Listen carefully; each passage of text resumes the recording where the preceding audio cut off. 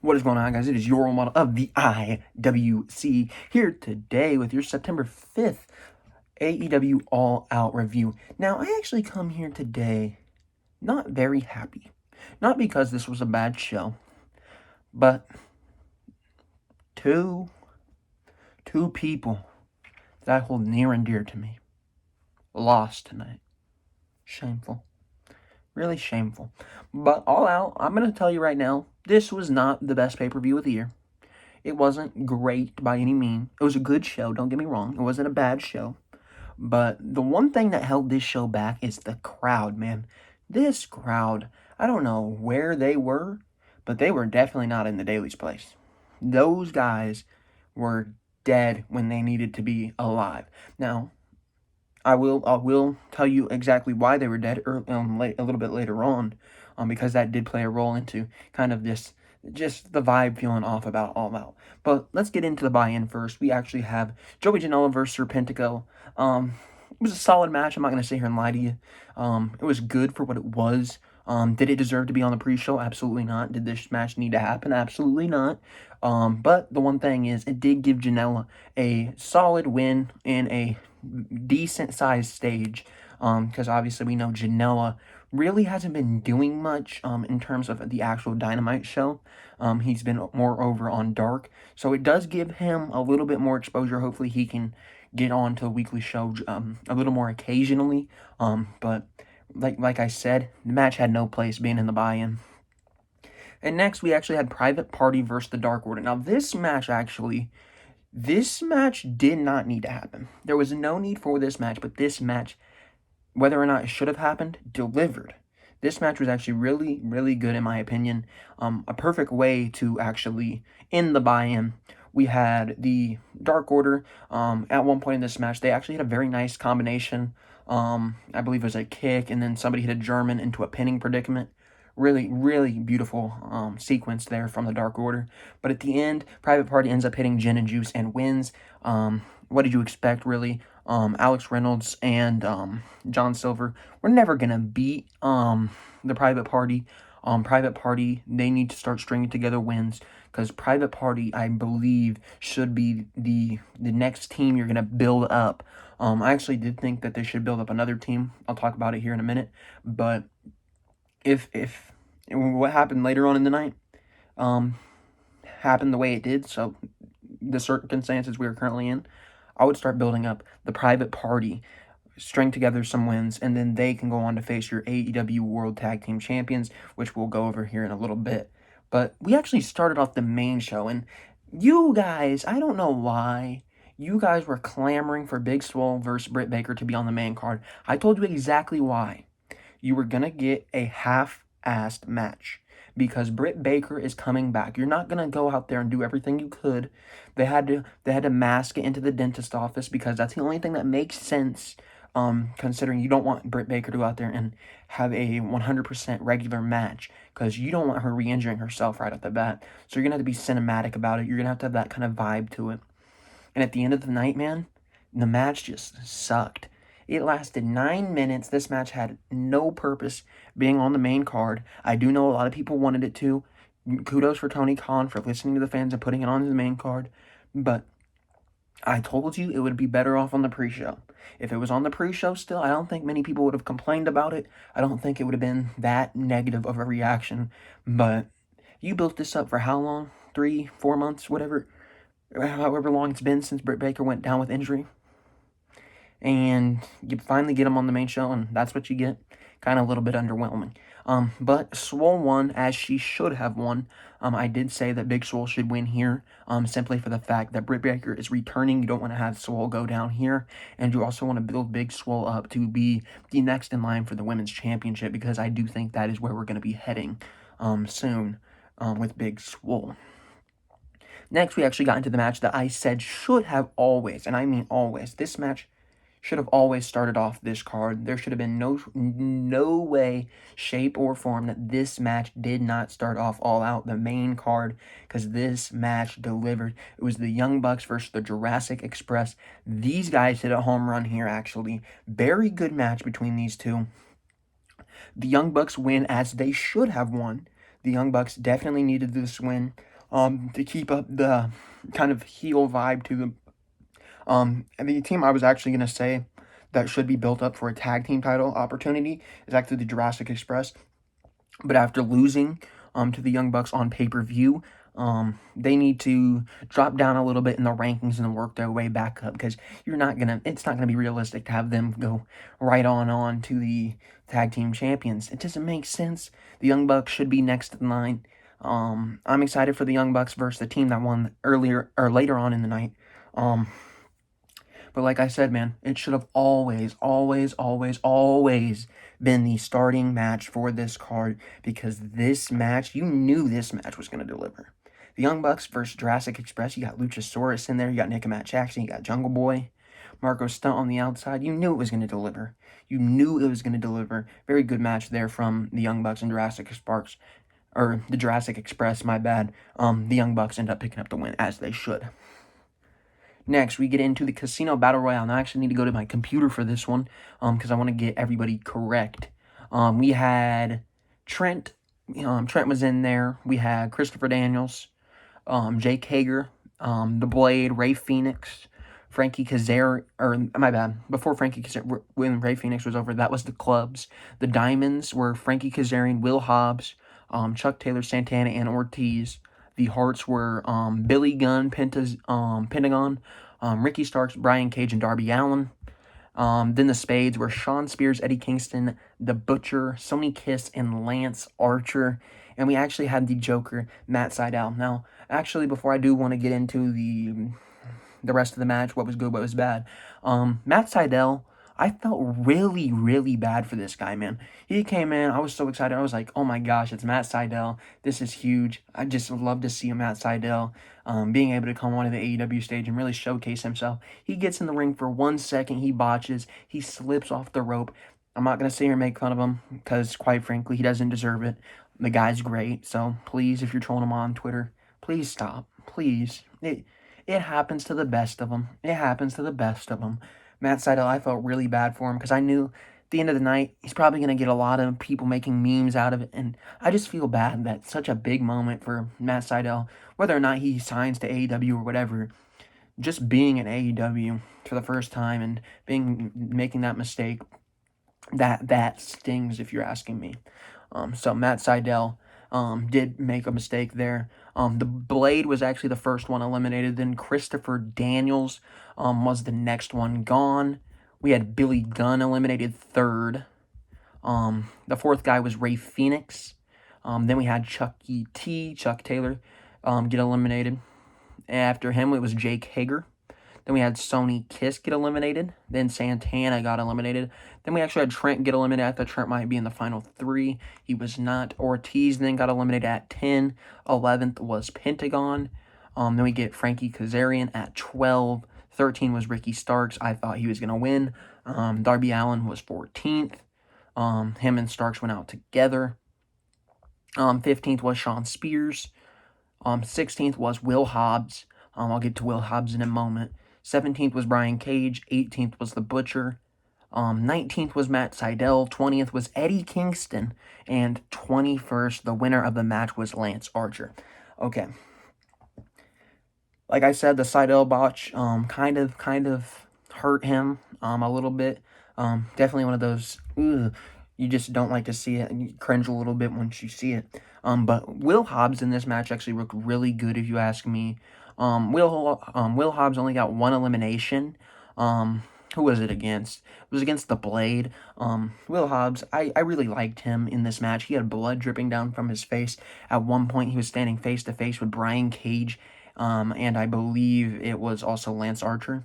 So, really good stuff there, seeing Will Hobbs go from a person from dark to making a solidified role in a big match like this. So I liked seeing that. I even wanted to see Will Hobbs win once we got to the final few people.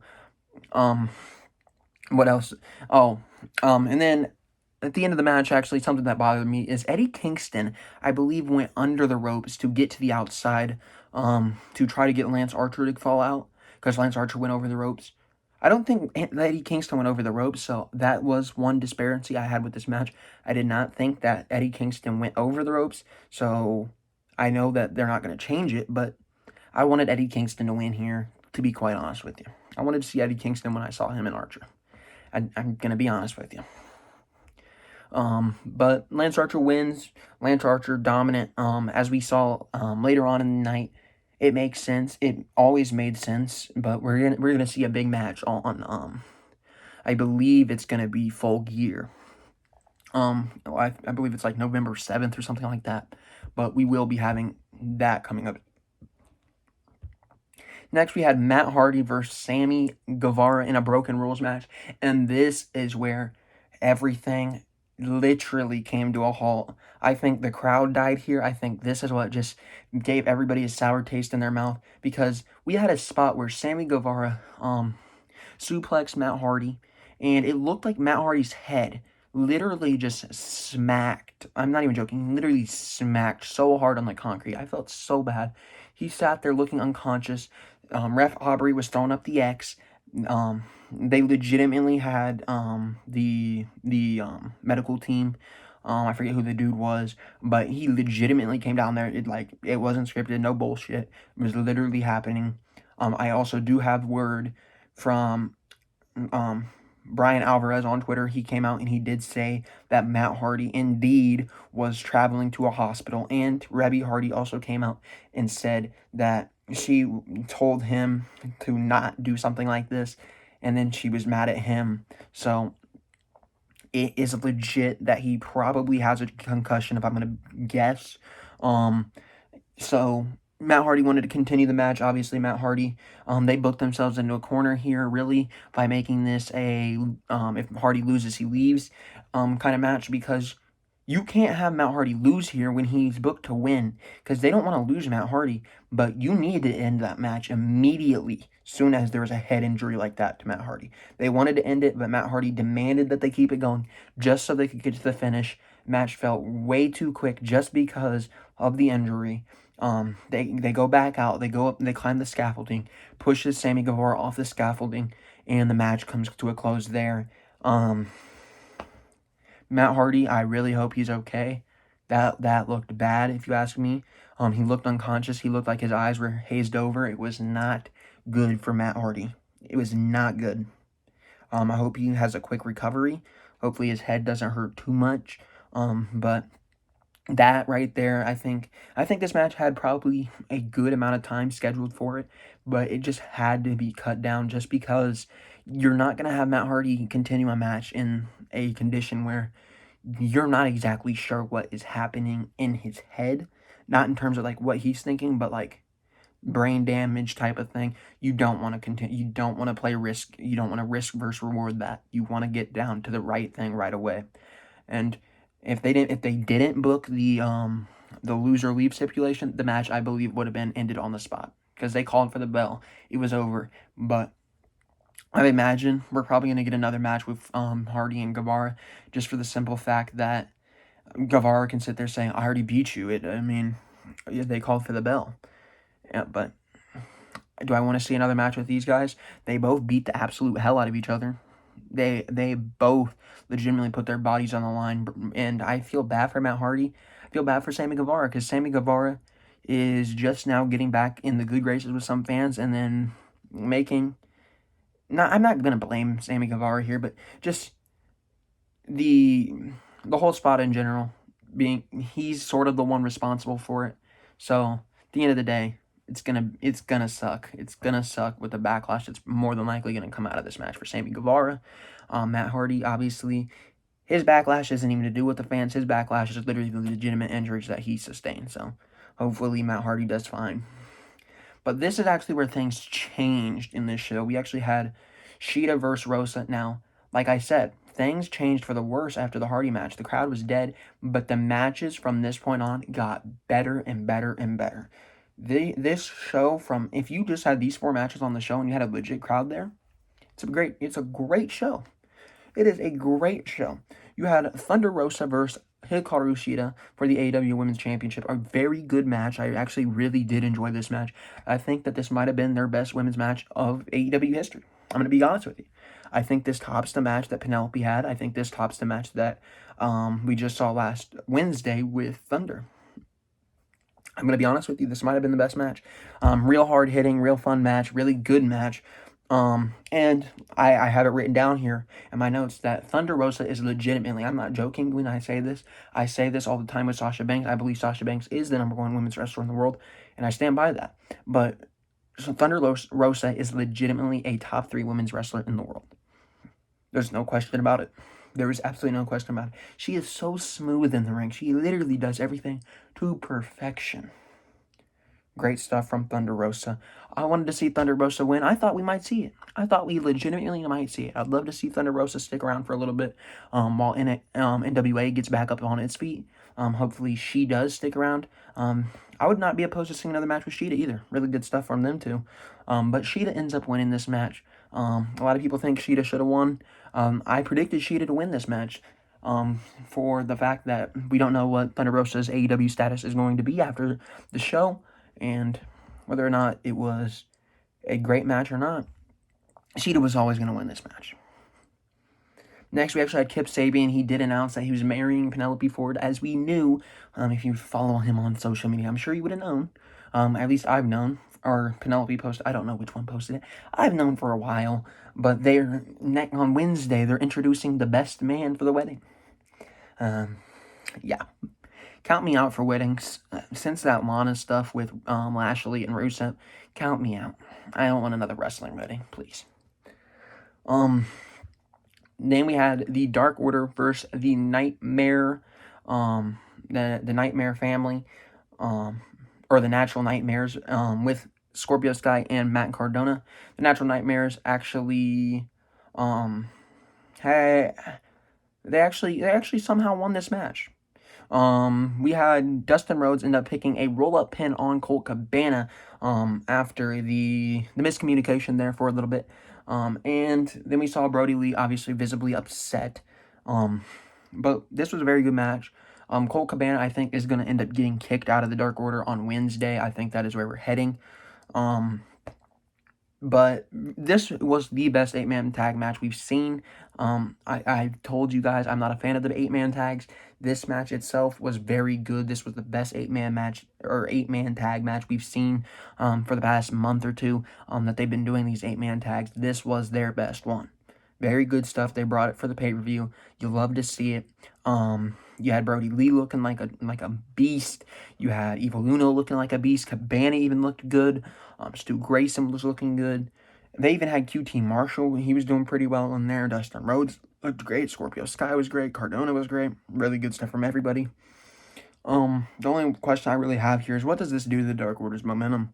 I'm not going to sit here and I'm not going to say it was a terrible decision, because quite honestly, I don't think it hurts the Dark Order too much, but I want to see the Dark Order just go through a lot of people, just run through the everybody, just because that's the kind of vibe I get from the Dark Order. So I don't know what that's going to do in terms of halting their momentum. Hopefully it doesn't halt their momentum too much. And after this match, we actually did get a match announced for Wednesday. Since Dustin Rhodes picked up the win at the pay-per-view, we're going to have Dustin Rhodes versus Brody Lee on Wednesday. Dustin obviously happy that he's going to get a chance to put gold back around his waist. Some might even say he might turn into gold dust.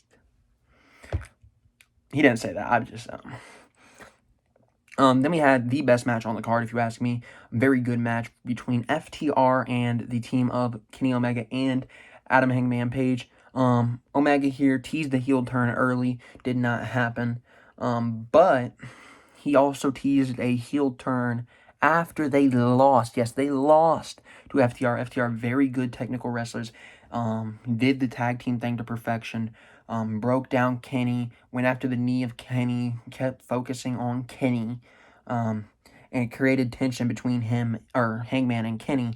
After the match, Hangman was sitting there just in the ring, and you see Kenny, he grabbed what looked like a TV tray stand. He looked like he's about to hit Hangman with it, since Hangman was like slow to get up. Hangman falls in the middle of the ring, and Kenny just tosses it aside and walks out on his friend Hangman Page walks to the back. He meets up with the Young Bucks. He says, come with me, we're leaving. Did you see what Hangman did out there? Did you see that? I had to do this for Hangman. And then he hops into I believe it was a limo, and he says, well, you have your choice, Young Bucks. You're either going to come with me or not.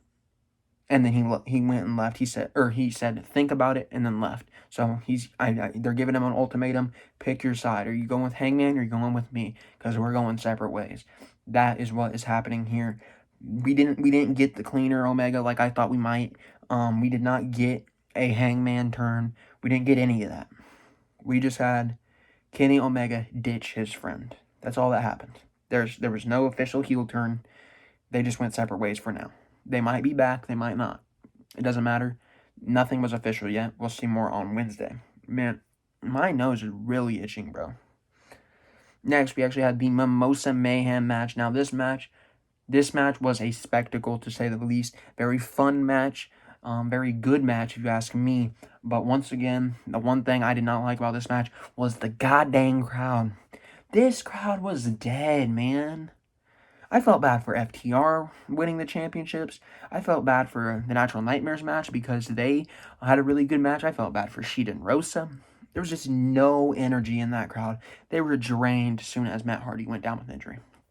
Completely drained. But Orange Cassidy ended up winning this match. What did he do?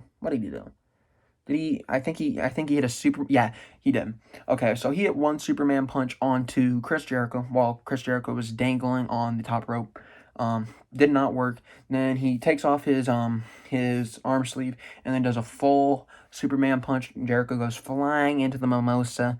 Orange Cassidy wins 2-1. It is over. Orange Cassidy is going on to bigger and better things. I don't know what's next for Orange Cassidy, especially since what happened next happened. Because the winner of the main event is not going to face Orange Cassidy.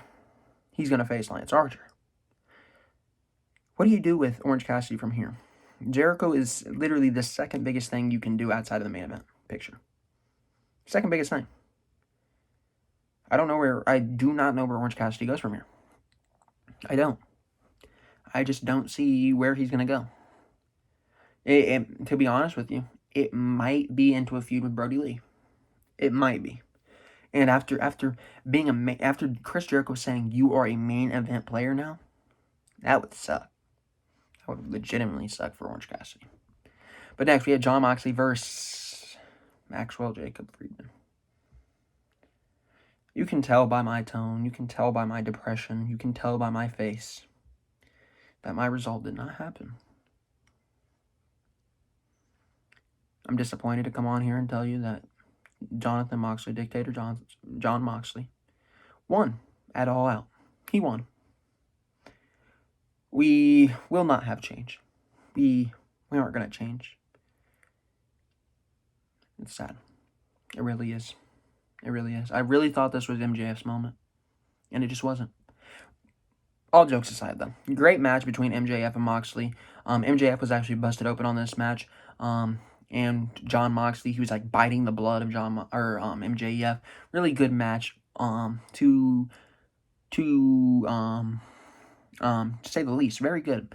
The one problem I did have though is actually you had a lawyer sign a contract that legitimately said the paradigm shift would not be used by Jon Moxley.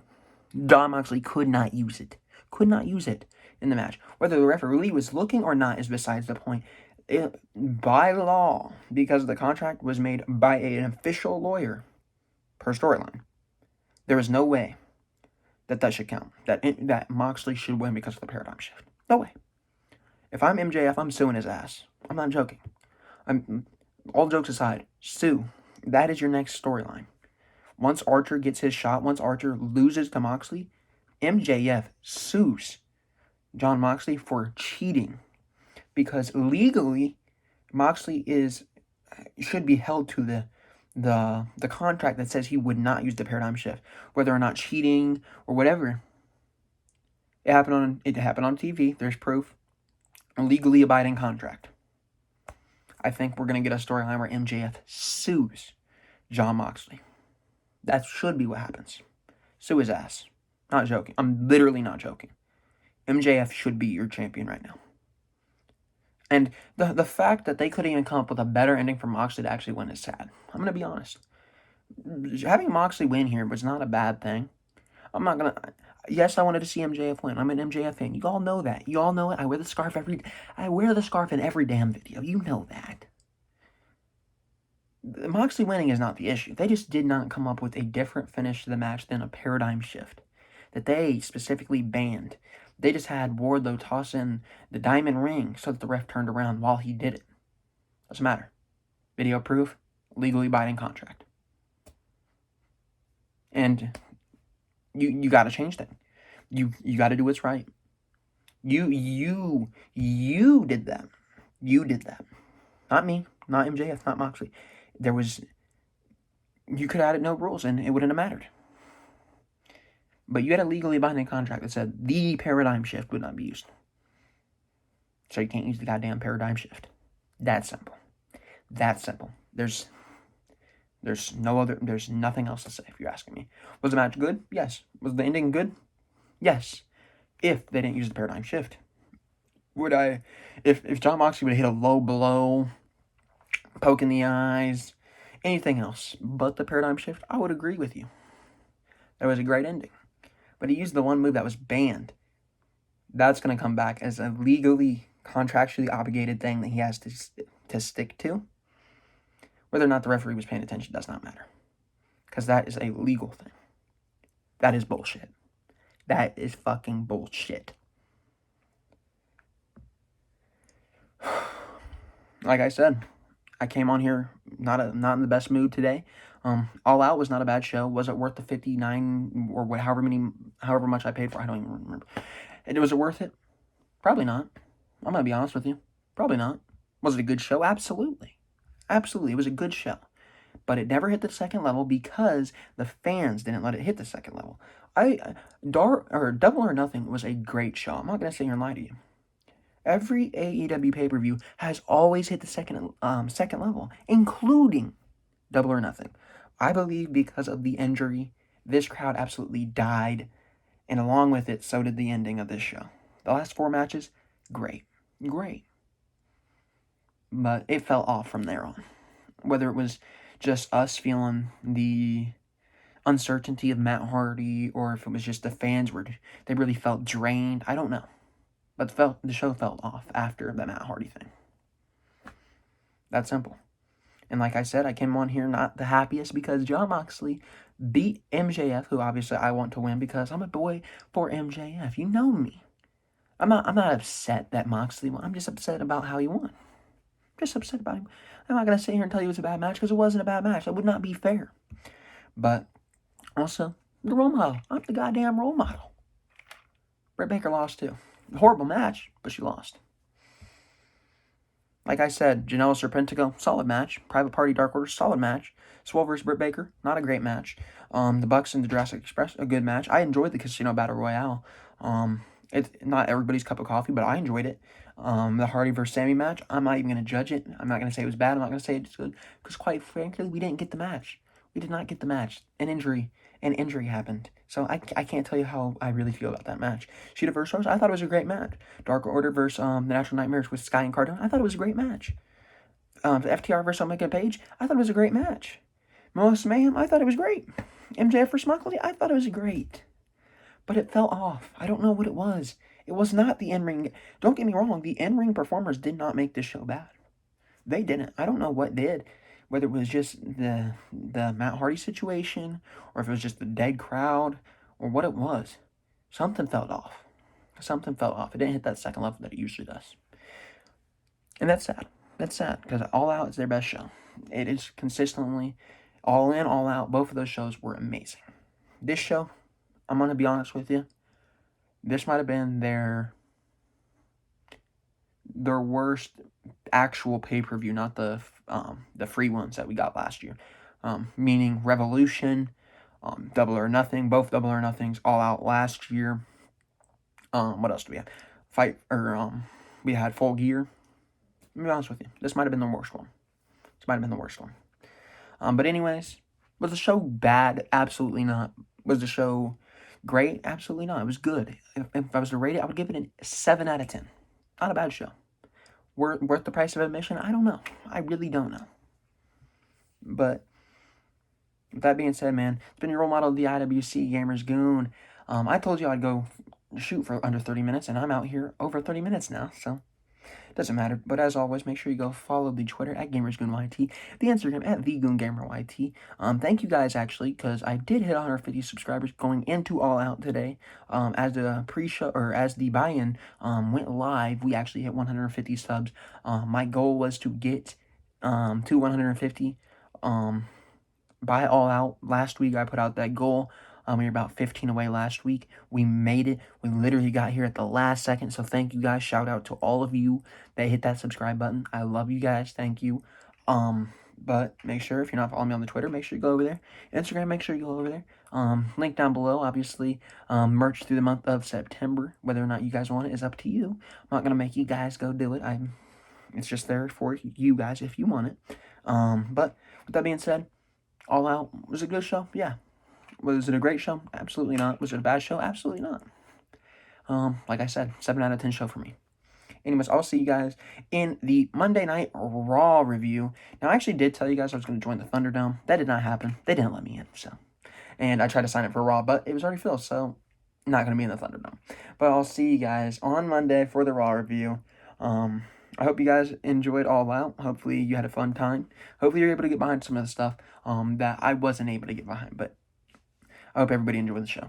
See you guys next time.